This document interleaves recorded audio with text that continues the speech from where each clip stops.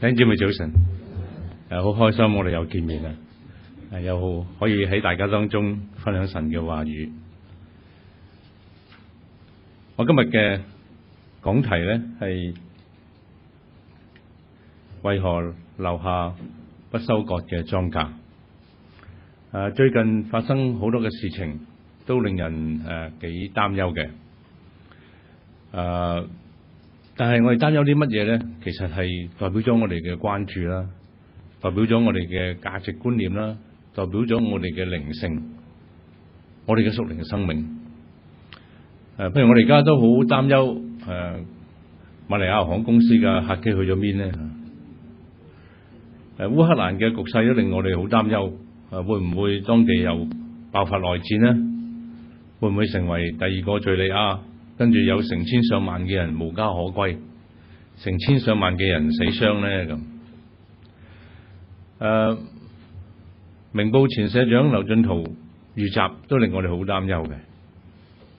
最初仲驚佢會唔會撐唔到，會醒唔翻過嚟呢？咁。我哋又會擔心會唔會從此香港嘅傳媒俾啲黑社會控制呢？咁。仲有雲南斬人事件嘅恐怖襲擊，就令我好擔憂啦。會唔會恐怖襲擊蔓延全國呢？咁喺上兩個禮拜，財政司頒布呢個嘅財政預算嘅時候，喺之前呢，可能好多人都好擔憂嘅。會唔會嗰啲派嘅糖會減到冇乜得剩呢？嚇？譬如我哋啲中產人士就會諗下，嗰啲供養父母啊、祖父母呢啲稅額有冇得提高咧？嗰啲個人入息稅有冇得退稅咧？差餉會唔會減多貴咧？我哋擔心呢啲嘢都好理所當然嘅。咁譬如好似我咁，我有個90幾歲嘅媽媽，咁仲有兩個仔，係咪？咁即係上有高堂嘅啫，即係下有啲兒女要照顧，咁當然好彩我又唔使供樓啊，咁但係生活壓力都有噶嘛，咁好多中產都講我哋年交稅，但係咧福利咧其實享受到唔多噶，咁所以有好多嘅擔憂啊，好多嘅關注係都明白嘅，如果有多啲寬免咁啊，幫一幫都好啊咁樣，但係如果我哋淨係關注到自己嘅利益嘅時候，呢個係咪聖經所要我哋做嘅咧？有時我哋太集中喺自己嗰個嘅好處啊，我哋嘅需要啊，有時忽略咗其他人嘅需要嘅。就好似我哋如果淨係睇一份嘅一份嘅財政預算對我有咩好處嘅話，我哋忽略咗呢份財政預算，其實佢對扶貧嘅工作做得夠唔夠咧？可能我哋唔會再理噶咯，咁但係我哋係咪淨係睇住我哋自己嘅利益咧？淨係關心我哋嘅好平穩嘅生活有冇受到侵蝕咧？咁喺聖經俾我哋嘅教導係好深刻嘅，就係我哋作為神嘅子民，我哋唔可以淨係睇住自己嘅好處，我哋要關心四周圍嘅人。今日嘅講題為何留下不收割嘅莊稼？正係要提醒我哋呢一點。喺舊約嘅時代，同我哋而家呢個時代咧係好唔同嘅。咁好多嘢我哋都唔係好明，我哋做緊乜嘅。如果時光倒流你翻去2000年前2500年前，咁你去到巴勒斯坦嘅地方，咁你去到睇見佢哋收割，覺得好奇怪嘅。點解去到田嘅角落嗰啲又唔割咧？即係打橄欖樹打得下又唔打，剩翻咁多喺度做乜咧？摘葡萄跌咗地又唔執，咁點解咧？唔記得攞啲捆禾又唔翻去執，哇！做嘢咁乸西點得㗎？即係好難想象，對我哋香港人嚟講係咪啊？你咁樣做嘢法，咁點同你老細交代咧嚇？點同你啲股東交代咧？我聽慣晒呢啲咁嘅聲音啊！我哋唔係好明白發生咩事。呢啲咁嘅現象咧，咁嘅情況咧，十足可以拎去俾啲電視台做啲咩千奇百趣嗰啲項目咧嚇？點解會咁樣咧嚇？但係呢啲嘅留低嘅禾捆，呢啲留低嘅橄欖，留低嘅葡萄，正正係話俾我哋聽，喺我哋嘅身邊有啲有需要嘅人，要我哋關心嘅。嗱，呢一種嘅風俗喺路德記裏面咧，就成為咗好重要嘅主題嘅，因為成個故事嘅發展係藉着呢個風俗嚟去發展嘅。喺呢度講到咧，有兩個寡婦，一個叫拿俄米，一個叫做路德。咁好耐之前咧，拿俄米同佢丈夫就去咗摩押呢個地方，咁啊為佢啲仔娶埋新抱嚇。咁但係結果咧，拿俄米佢丈夫啊過身，連佢仔都死埋，咁啊剩翻啲寡婦。咁啊後來拿俄米就同佢嘅媳婦路德咧，就翻去猶大嘅地方。咁翻去之後咧，喺當時嘅猶大嘅地方，你身邊冇男人咧，你就係冇依靠噶啦，所以係最無依無靠嘅一班人嚟嘅。咁拿俄米翻到自己鄉下，咁佢係回鄉啦嚇。但係路德咧，作為一個摩押嘅女子咧，佢就成為咗個寄居嘅人啊。咁佢哋點樣可以維生咧？咁就係靠頭先我哋所講嗰種嘅風俗，就係留低一啲禾捆啊，留低橄欖啊，留低啲葡萄，讓佢哋可以維生嘅。所以路德就同拿俄米講啦，佢話你用我去田間去執嗰啲麥穗啦嚇。咁我睇下喺蒙面嘅恩典就喺佢身後執啦嚇。即係佢譬如佢跌咗落嚟，佢唔要我咪執咗佢咯嚇，喺佢身後執咗咁嘅意思啊。咁拿俄米話咁你去啦咁樣樣，咁佢就去執呢啲嘅麥穗。嗱，呢個故事我哋好明白嘅啊，呢個故事我哋好熟悉嘅，但係背後嘅風俗可能我哋比較少詳細去探討。神嘅律法係咁樣要求，但係點解係咁樣要求咧？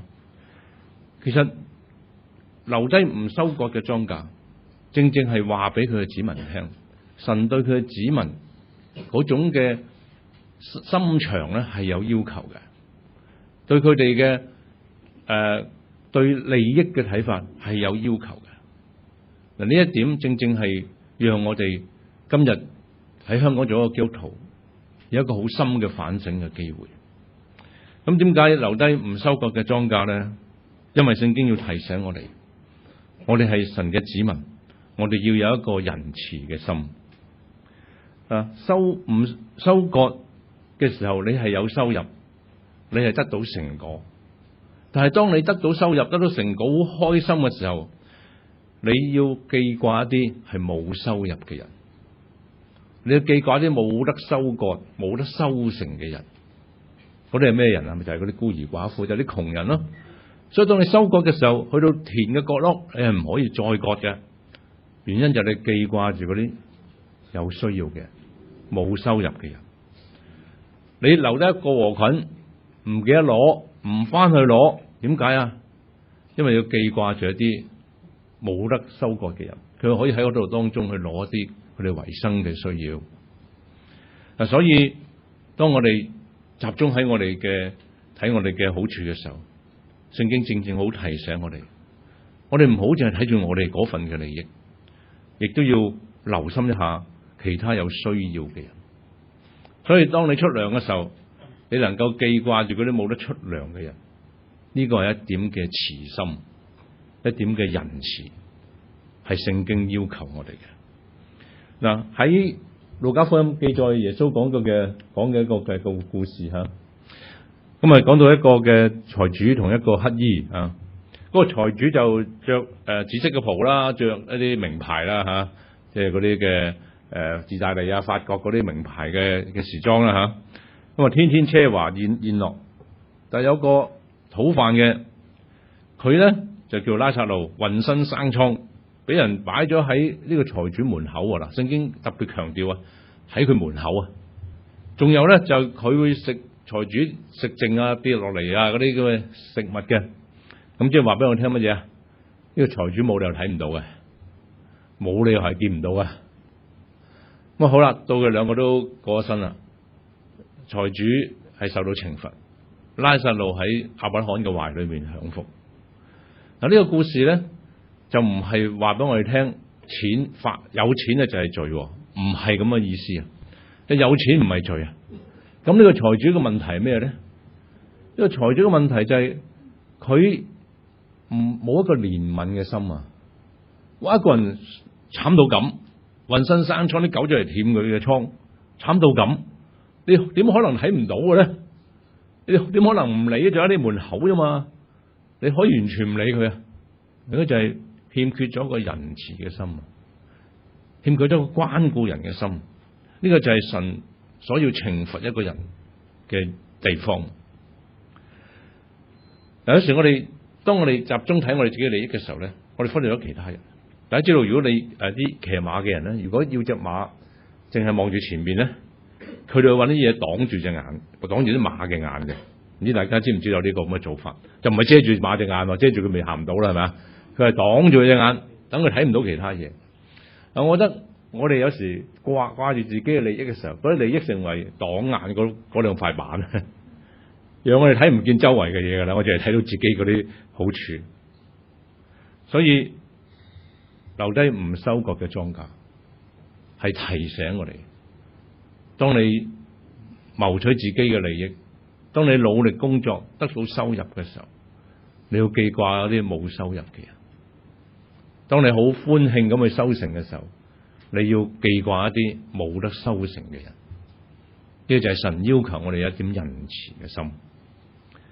好，第二點，點解留低啲唔收割嘅莊稼？因為神要佢嘅子民要顧念嗰啲窮人咯。唔收割嘅莊稼留翻俾邊個啊？梗係唔係留翻俾嗰啲有錢嗰啲好富足嘅咧？使乜你幫佢啊？係咪啊？留低嗰啲莊稼就係俾嗰啲窮人啊嘛，就係嗰啲有需要嘅人啊嘛。神係好關心窮人，喺聖經多次頭先你讀嘅啟應經文裏面好多講啊，要周濟窮人啊，要關心窮人啊咁樣。神特別關顧啲窮人，唔單止關顧窮人嘅需要，聖經裏面更加強調，就係一個社會，如果佢有不公平、不公義嘅事，而令到人貧窮，呢個就係社會嘅罪啦。呢個就係人嘅罪啊！所以先知書裏面多次強調，神要公平，神要公義。如果你唔行公義、唔行公平，令到人貧窮，呢個就係社會嘅罪，呢個就係人嘅罪。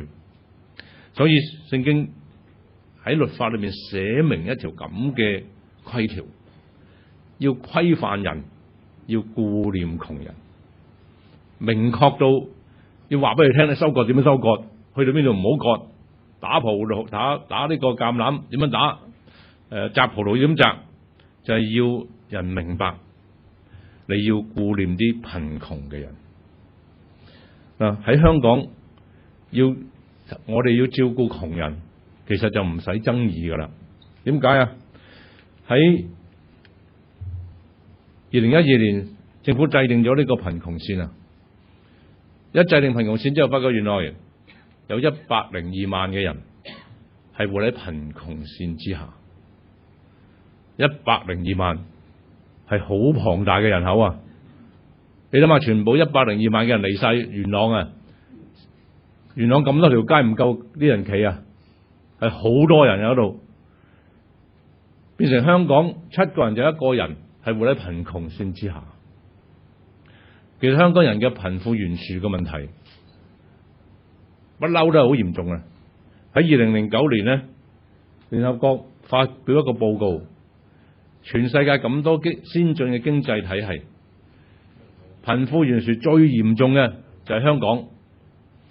香港終於跑第一啦，不過好可惜係貧富懸殊跑第一。嗱，呢個計法係用堅尼指數嚟計嘅。堅尼指數咧就係將收入最豐富嘅人、最高嘅人同最低嘅人做一個比較。咁呢個比較最嚴重係100，係唔會去到咁嚴重嘅。但係全世界計上嚟咧，香港係43.4。好唔好意思，我淨係得呢啲英文嘅圖表。咁跑贏晒全世界嗰啲先進國家噶啦。高過新加坡、中國、美國、印度、英國、澳洲、加拿大，全部唔夠香港嚟啊！香港跑第一啊，但係好可惜，真係貧富懸殊跑第一。如果用另一個計法，我哋可以更加掌握得實在啲。全香港最高收入嘅1/10嘅人，佢哋攞咗全香港幾多嘅收入咧？呢1/10嘅人攞咗全香港1/3嘅收入。咁最低收入嘅1/10攞幾多咧？攞得2%啫。大家明白呢個比較係差距係幾大？所以喺香港話要關心貧窮啊、照顧貧窮啊等等，即係唔使拗噶啦。呢啲數字一攞出嚟，即係全世界都知道噶。香港嘅貧窮嘅問題係好嚴重。我最近喺一間教會度講道，講完道咧，我見到教會喺度派米，喺度派罐頭啊！哇！我好震驚啊！突然間，因為呢個景象好耐冇見過啦。但係我諗翻起我細個嘅時候，係經常去教堂攞麵粉啊、攞油啊，成日都係咁噶嘛。我其實好熟習呢個咁嘅情景噶。我細個成日都去攞，但係突然間好似好遙遠咁樣嘅，好似好耐冇見過咁嘅樣。我細個嘅時候咧係住喺徙置區，因為我爸阿媽係難民咁走嚟香港，我住喺徙置區。咁啊，嗰啲教堂咧就成日嚟派啲嘢噶嘛，咁啊要提醒我哋聽日咧就去教堂攞麵粉啊，攞麵啊咁嘅樣。我好記得嗰個神父咧，廣東話又唔正，咁啊拉住大聲公喺度嗌啦，我住喺24座，佢話24座，聽日攞命咁樣啊。咁我哋又成日笑，哇！呢個神父又嚟攞命啦咁樣。其實佢係講得唔正啊。其實佢話24座聽日攞面，佢係講到聽日攞命咁樣樣。我哋就跟住咧，聽日就去攞命嘅。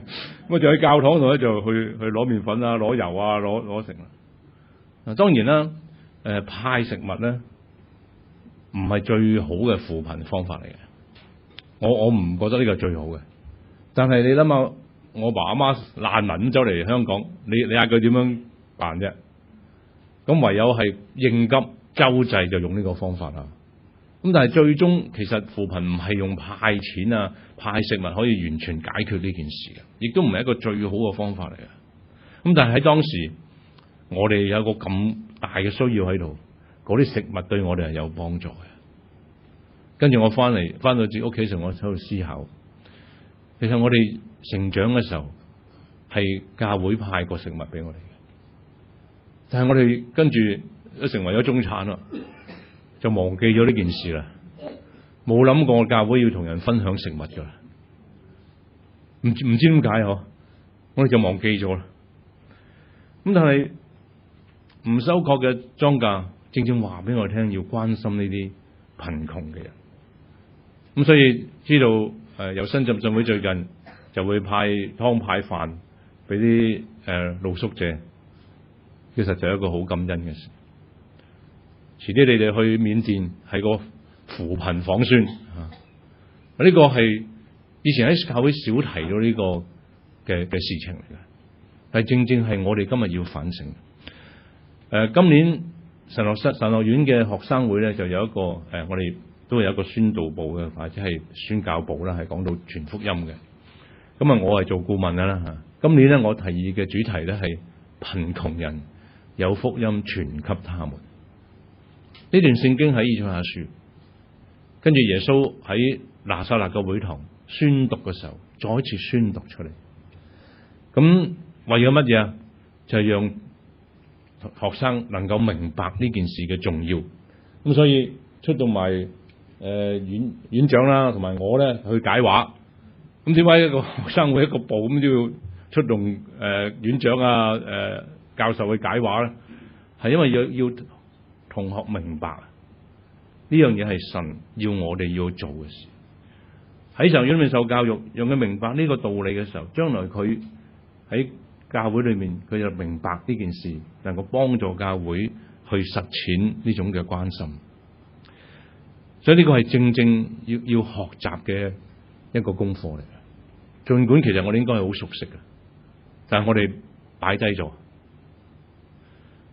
好，第三，點解留低唔收割嘅莊稼？因為神要佢嘅子民明白，人要活得有尊嚴。你可能覺得哇咁樣割下又唔割，又等人嚟割。依家擺低啲禾捆又唔執，打葡萄又唔打，打橄欖又唔打，啲葡萄又唔摘，咁煩。你摘晒佢派咪得咯，咁先有效率啊嘛！呢個係香港人諗嘢方法，係咁有效率啊！哇！你自己割唔割又要等佢走嚟割，咁咪好麻煩，多咗個工序啊！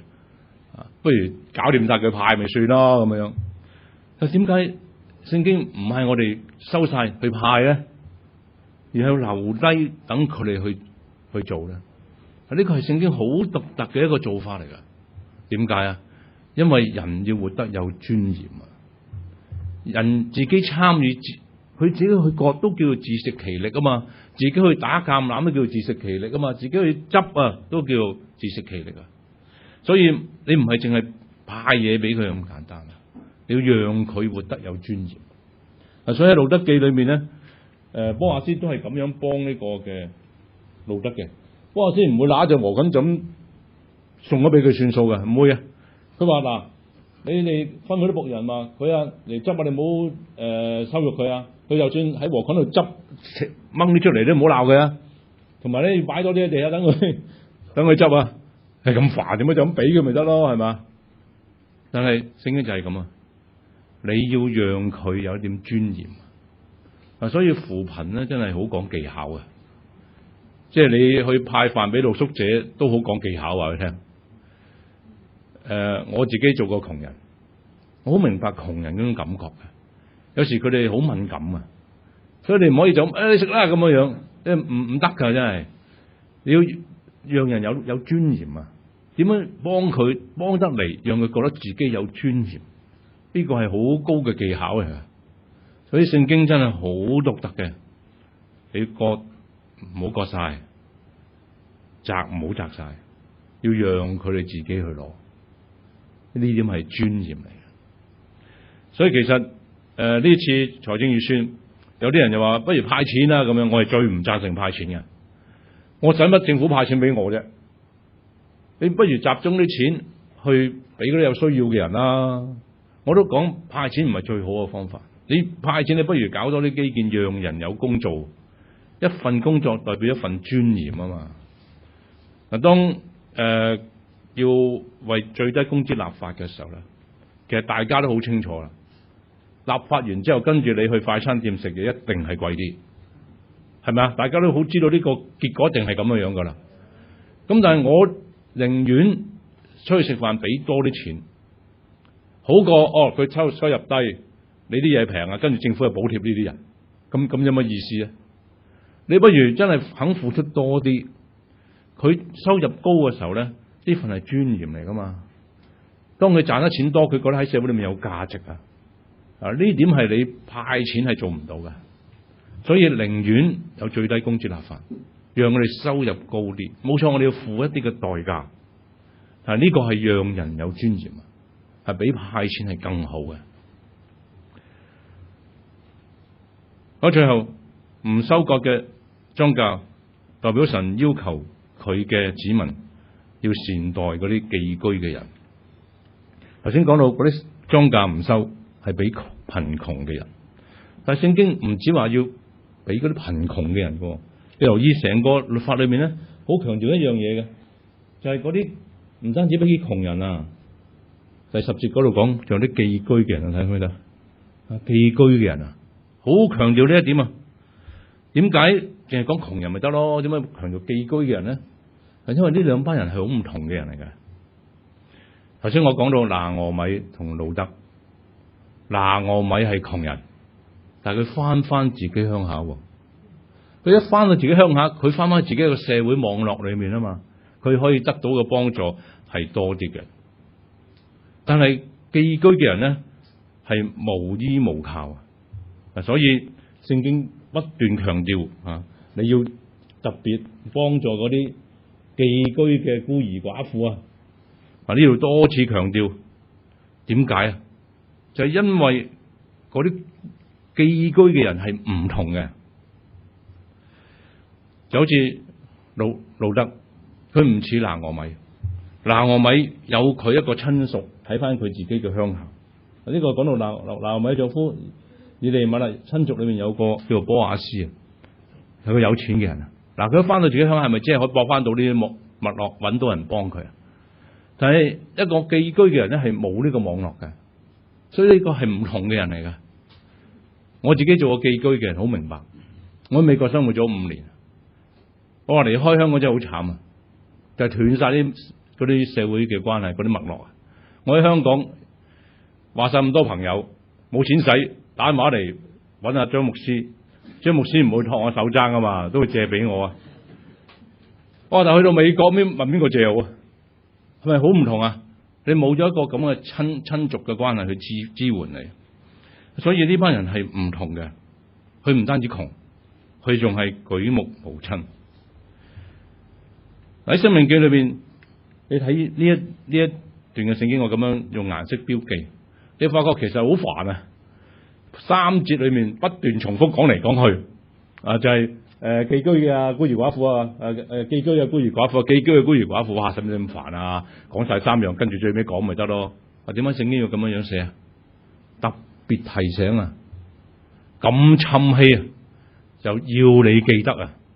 呢啲係要幫嗰啲寄居嘅同埋啲孤兒寡婦。寄居嘅人去到一個陌生嘅地方，佢成為客人，嗰啲當地嘅人就係要去面對呢啲喺外地喺外邊嚟嘅人。嗱，聖經特別強調神嘅子民，我哋嘅做基督徒嘅，要有一種款客之道，有一種殷切款待嘅美德。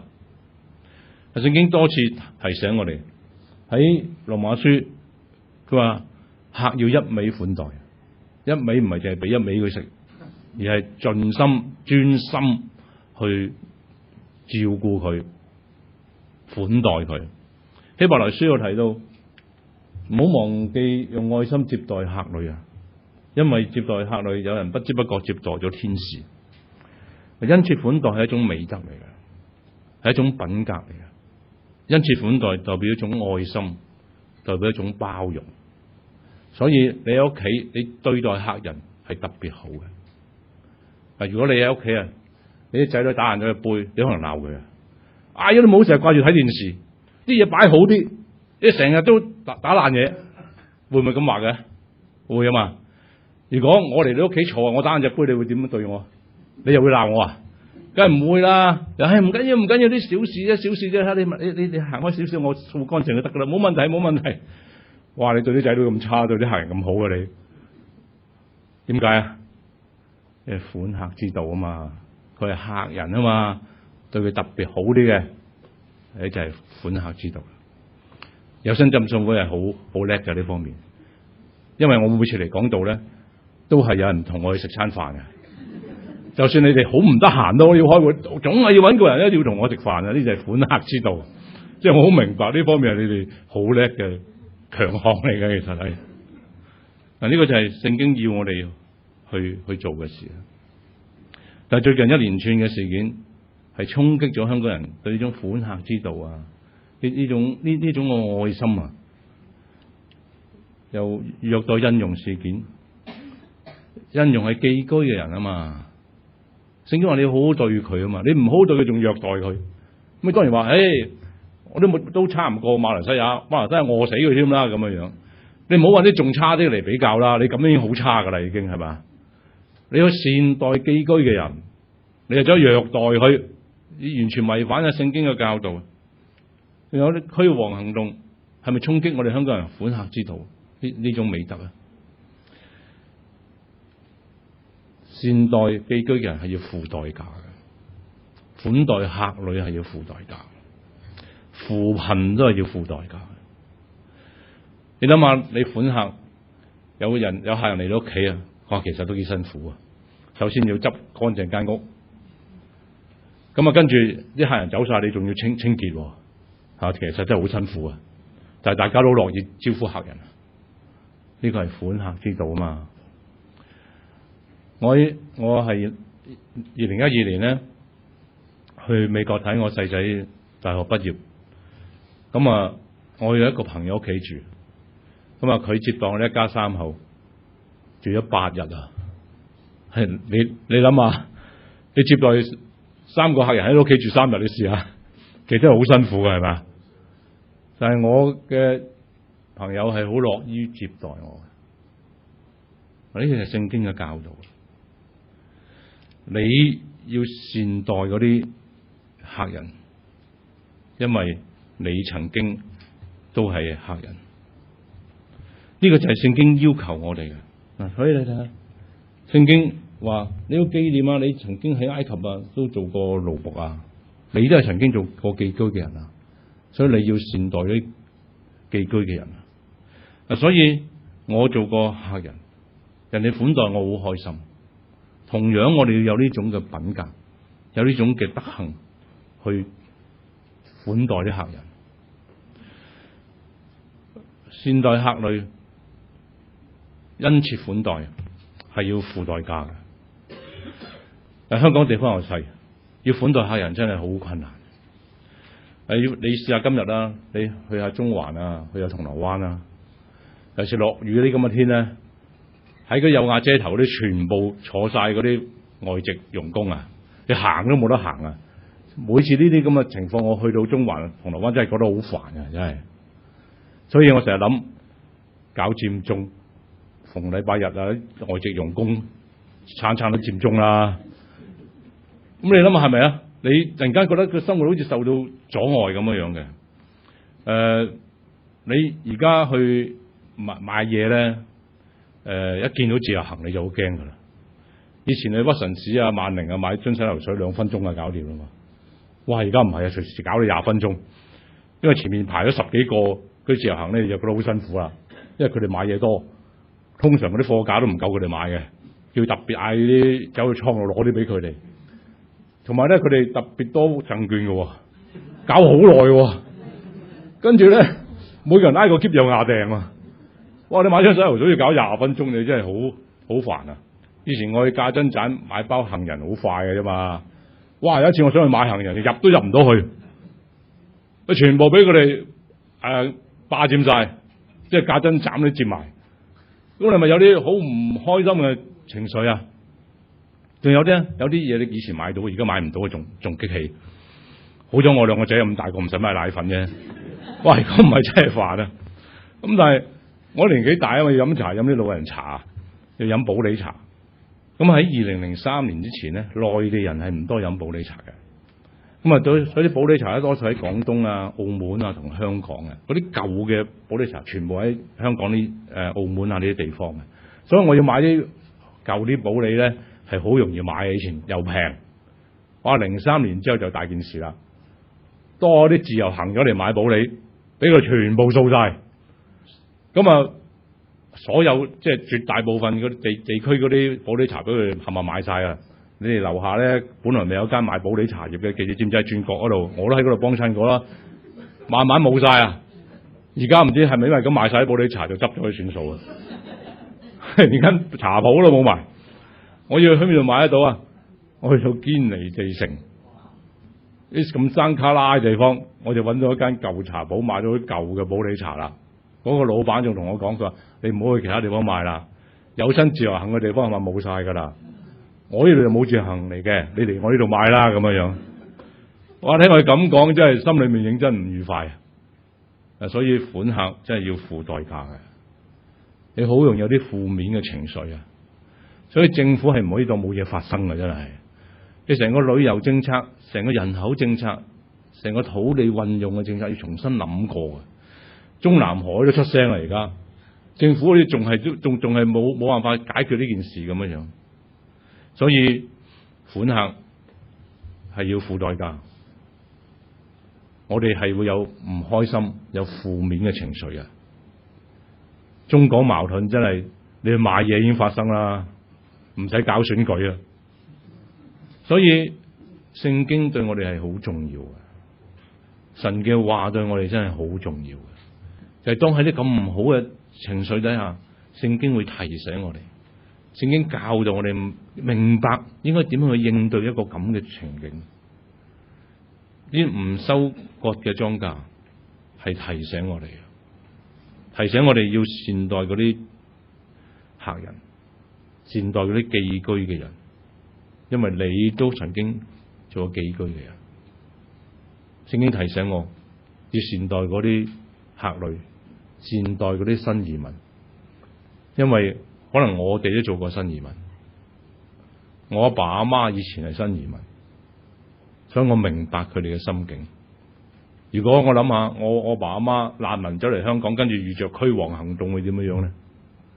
心裏一定好難過啊！所以聖經呢種教導，呢種仁慈嘅心係好重要。你都做過呢啲奴僕啦，你應該諗翻下，好好對待呢啲人。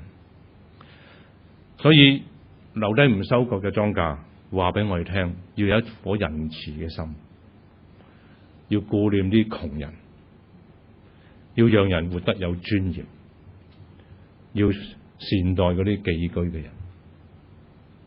神嘅話語提醒我哋，讓我哋好好嘅去聆聽神嘅話語。我一齊祈禱。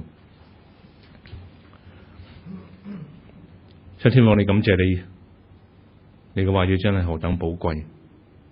你不斷提醒我哋點樣過生活，點樣做一個合你心意嘅子民，幫助我哋有一顆仁慈嘅心，懂得關心貧窮嘅人，懂得顧及人哋嘅感受，讓人活得有尊嚴，更加教導我哋點樣善待客旅。